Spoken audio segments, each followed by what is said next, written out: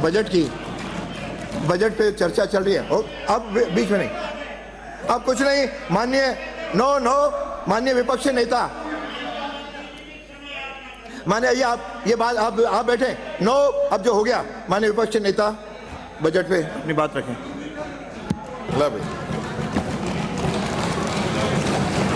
उनको बुलवा लो लोगों, 6 लोगों को बुलवा लो। अब कुछ नहीं, अब ये बोल रहे हैं शुरू हो गया, अब आप बैठो, बाकी बातें कल। 6 लोगों को बुला लो, बाकी बातें कल, आज कुछ नहीं कुछ नहीं कहेंगे सर। हो गया, आप बोलिए। धन्यवाद अध्यक्ष जी, जो आपने मुझे बजट पे बोलने का मौका दिया। 2 लाइनों के साथ ही शुरू करना चाहूंगा। गुरुजी आप तो चुप रहो कि उसूलों पर जहां आंच आए टकराना जरूरी है, जो जिंदा है तो जिंदा नजर आना जरूरी है। आज सड़कों पर लिखे हैं सैकड़ों नारे, ना देख घर अंधेरा देख, तू आकाश के तारे ना देख। सिर्फ हंगामा खड़ा करना मेरा मकसद नहीं, सारी कोशिश यह है कि सूरत बदलनी चाहिए। सियासत इस कदर आवाम पर एहसान करती है कि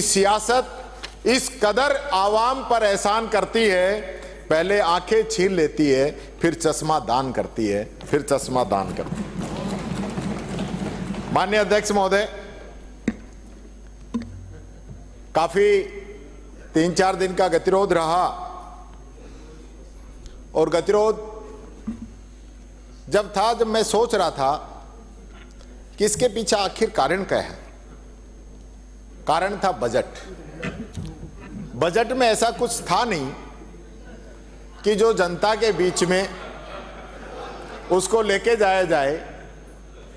और ये मुख्यमंत्री जी भी जान रहे हैं कि पिछले 6 दिनों से बजट का व्यय भी जनता के बीच में नहीं है और पूरा बजट जो है जनता सारा समझ गई कि इसके अंदर कुछ है नहीं।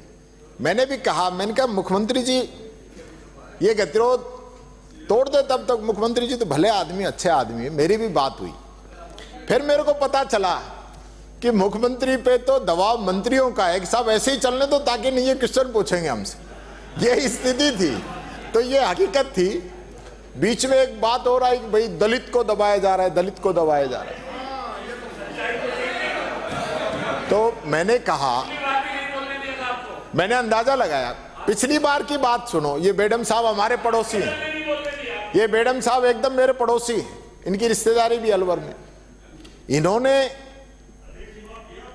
ये बात पिछली बार जब हमने कहा कि किरोड़ी जी का फोन टेप हो रहा है, हम यहां पे हंगामा कर रहे थे, तो ये इनको पता था कि आज नेता प्रतिपक्ष का भाषण होगा, तो इन्होंने यहां हम कह रहे सरकार से जवाब दिलवाओ, तो जोगाराम जी और ये दोनों बतला लिए कि यहां तो जवाब अपने को देना ही नहीं है, बाहर जाके जवाब दे के आए मीडिया में, वही जवाब यहां दे देते तो क्यों तो हम 7 घंटे यहां नारे लगाते और क्यों हमारा स्पीच नहीं बोलते।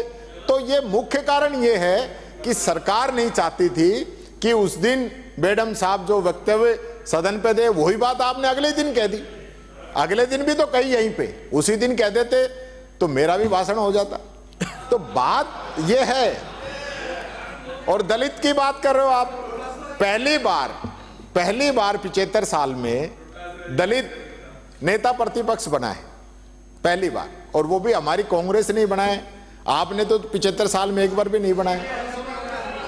और सुनिए, हमारी सरकार ने तो दलित मुख्यमंत्री भी बनाया है, आप लोगों ने आज तक नहीं बनाया।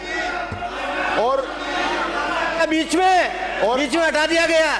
और आज भी आपकी 21 राज्यों के अंदर सरकार है, केंद्र शासित प्रदेश सारे मिला के, लेकिन आप बता दीजिए एक भी दलित को बनाया क्या?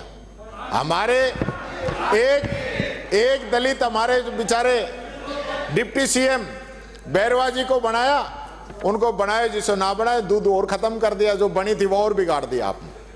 जितना डिप्टी सीएम से लाभ नहीं हुआ, मैं दूधू गया था बीच में, जिस दिन धरना था तो मैं दूधू गया साहब, तो मेरे को बड़ा दुख हुआ कि हमारे डिप्टी सीएम साहब को डिप्टी सीएम बनने का जो फायदा मिला ना, उससे कहीं ज्यादा दूधू को खत्म करके उनका आपने वहां नुकसान कर दिया क्षेत्र के अंदर। दूधू में दूधू के लोग थे ही नहीं। वहां पे केवल बाहर के लोग गए हुए थे।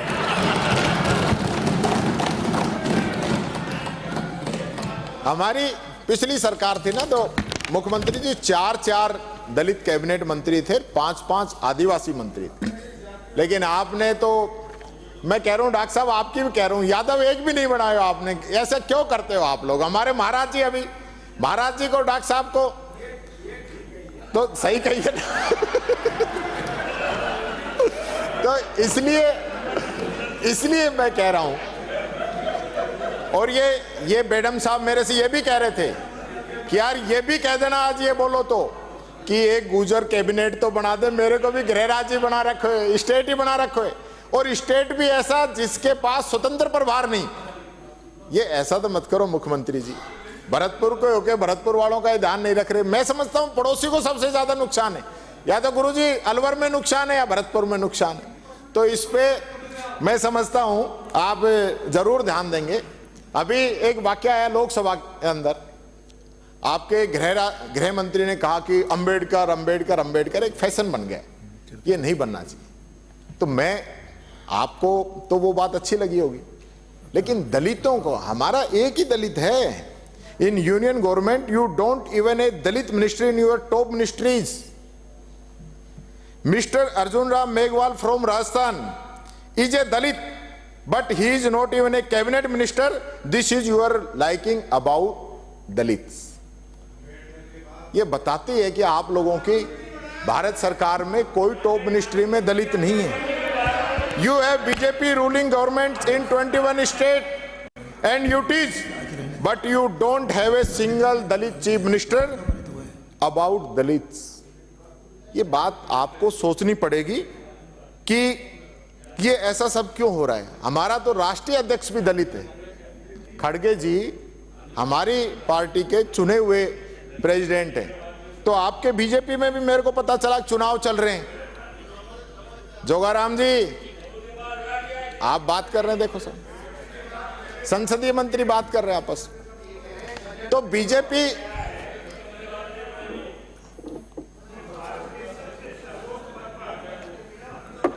एक महान महिला को बैठाया, उसके संबंध में आपके नेताओं ने क्या टिप्पणी की, बेचारी वगैरह जो भी है। एक अब उड़ीसा में कौन मुख्यमंत्री है, कृपया वो भी याद कर लें।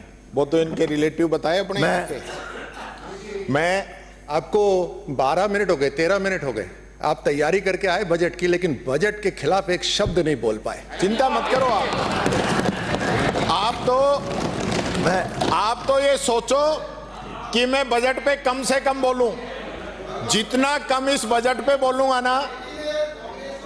करवाई हुई मेरे खिलाफ कि खड़गे जी नहीं रहे, भगवान करे 200 साल जिए हुए, परंतु इन्होंने उनका क्या हाल किया है। एफआईआर के मुताबिक वो इस धरती पर नहीं है, ऐसा कांग्रेस ने कहा है। मेरे खिलाफ मुकदमा दर्ज है 302 में। माननीय मंत्री जी, मैं सभी से अपील करूंगा, मैं एक सेकंड, मैं सभी से अपील करूंगा।